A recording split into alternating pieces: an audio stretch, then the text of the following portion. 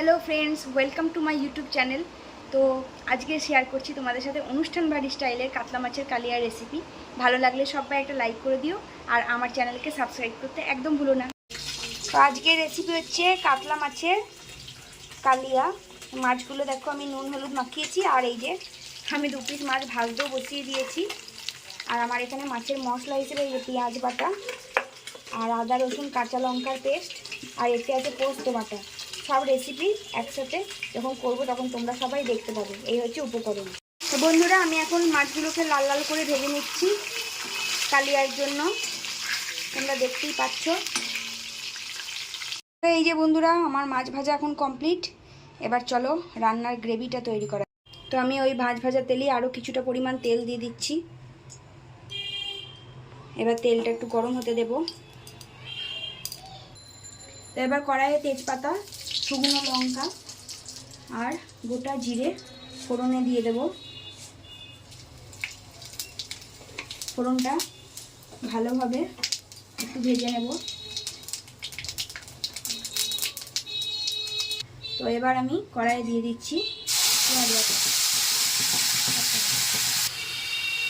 তো এবার আমি পেঁয়াজ বাটাটাকে কাঁচা গন্ধ চলে যাওয়া পর্যন্ত বেশ ভালোভাবে নেড়ে নেবো। আর আমার কড়াইয়ের এই অবস্থা দেখে যেন কেউ হাসাহাসি করো না, কারণ আমার এর আগেও অনেক কিছু রান্না হয়েছে কড়াইয়ে, তো সেই জন্যই কড়াইটা কালো।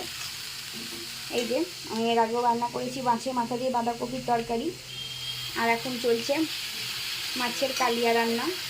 তো এবার আমি আদা রসুনের পেস্ট যেটা আছে কাঁচা লঙ্কার সাথে, সেই পেস্টটা রান্নায় দিয়ে দেব এবং এটাও কাঁচা গন্ধ চলে যাওয়া পর্যন্ত খুব ভালোভাবে ভেজে নেব। পর্যায়ে আমি চলে যাচ্ছি এবার গুঁড়ো মশলা দেওয়ার পালা। তো প্রথমেই দিয়ে দিলাম হলুদ গুঁড়ো, এরপর দিয়ে দেবো পরিমাণ মতো নুন, এরপর দিয়ে দেবো কালারের জন্য কাশ্মীরি লাল লঙ্কার গুঁড়ো। যারা ঝাল বেশি পছন্দ করো তারা ঝাল লঙ্কার গুঁড়ো এর সাথে অ্যাড করতে পারো, আমাদের বেশি ঝাল খাই না। আর দিয়ে দিচ্ছি ধনের গুঁড়ো। তো এবার এই সবগুলো ভালো করে মিশিয়ে নেওয়ার জন্য দিয়ে দিচ্ছি পরিমাণ মতো জল, নাহলে আবার তলা লেগে যাবে, তাই তো। তো এবার আমি মশলাগুলোকে মিশিয়ে নিয়ে ভালোভাবে মিনিট 3-4 কষিয়ে নেব মশলাটাকে। তো গুঁড়ো মশলাগুলো দিয়ে কিছুক্ষণ কষানোর পর এবার আমি অ্যাড করছি পোস্ত বাটাটা। এটা কিন্তু শুধু পোস্ত বাটাই, এর সাথে আর অন্য কিছু নেই। তো পোস্ত বাটাটা দিয়ে এবার এটা কাঁচা গন্ধ চলে যাওয়া পর্যন্ত এটাও খানিকক্ষণ কষিয়ে নেব রান্নার সাথে। তো দেখো পোস্ত বাটা দিয়ে কষানোর পর একটু তেল ছাড়তে লেগেছে। এই সময় গ্যাসের ফ্লেমটা লোতে রেখে আমি ফেটিয়ে রাখা টক দইটা দিয়ে দিচ্ছি, কারণ এই সময় যদি ফ্লেমটা বাড়ানো থাকে তাহলে দইটা ফেটে যেতে পারে। তোমরা টক দই জায়গায় টমেটো ইউজ করতে পারো, তবে টক দইয়ের টেস্টটা ভালো হয়, সেই জন্য আমি এখানে টক দইটাই ইউজ করেছি। টমেটো ইউজ আর করিনি আলাদাভাবে, তাহলে আবার বেশি টক টক হয়ে যাবে। এবার এটা দিয়েও ভালোভাবে মিশিয়ে নিয়ে আমি কষিয়ে নেবো আরও কিছুক্ষণ। যে বন্ধুরা, আমার কিন্তু দই দিয়েও কষানো হয়ে গেছে এবং তেল ছাড়তে লেগে গেছে।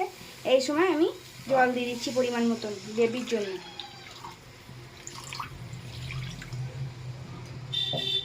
এবার গ্রেভিটা আমি ভালোভাবে ফুটতে দেব। তো দেখো বন্ধুরা, আমার ঝোল কিন্তু এবার ফুটতে লেগেছে, আর কালারটা তোমরা দেখতেই পাচ্ছ কতটা সুন্দর লাগছে দেখতে। তো আমার ঝোল ফুটতে লেগেছে, আমি এবার একে একে ভাজা মাছের পিসগুলো দিতে লাগছি। তো আমি এবার মাছগুলো দিয়ে খুব ভালোভাবে এটা ফুটিয়ে নেব যতক্ষণ না মাছের ভেতরে এই গ্রেভির ফ্লেভারটা চলে যায় ততক্ষণ। এই সময় গ্যাসের ফ্লেমটা মিডিয়ামে থাকবে। তো আমি নুনটা চেক করে দেখলাম আমার আর একটু নুন লাগবে, আপনারা আপনাদের পরিমাণ মতো নুনটা দেবেন। এই পর্যায়ে নুনটা ঠিক মতো দিয়ে দেবেন, আর একটু মিষ্টি দিতে হবে সামান্য টেস্ট ব্যালেন্সের জন্য। আমি এখানে নুন দিয়ে একটু চিনি দিয়ে দিচ্ছি, সরি। এবার সব কিছুকে আরেকবার ভালোভাবে মিশিয়ে নেব, আর ঢাকা দিয়ে আমি মিনিট 2 এটা ফুটতে দেবো। তারপর আমি মাছগুলোকে একবার তুলে নেব।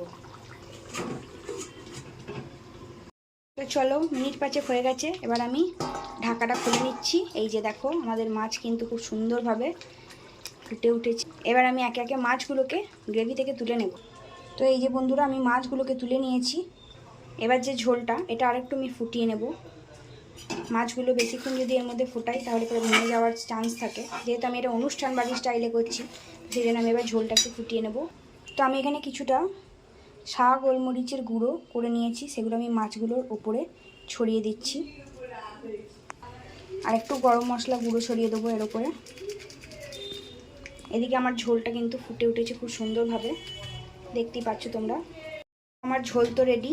চলো এবার এটা আমি যে মাছগুলো তুলে রেখেছিলাম আলাদাভাবে তার উপর ঢেলে দেব।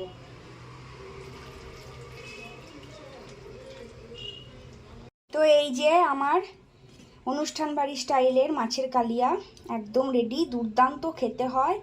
রান্নাটা তোমাদের যদি ভালো লেগে থাকে তাহলে আমার চ্যানেলকে অবশ্যই সাবস্ক্রাইব করো, আর ভালো লাগলে অবশ্যই একটা লাইক করে দিও। দেখা হচ্ছে অন্য কোনো ভিডিওতে। টাটা বন্ধুরা, সবাই ভালো থেকো।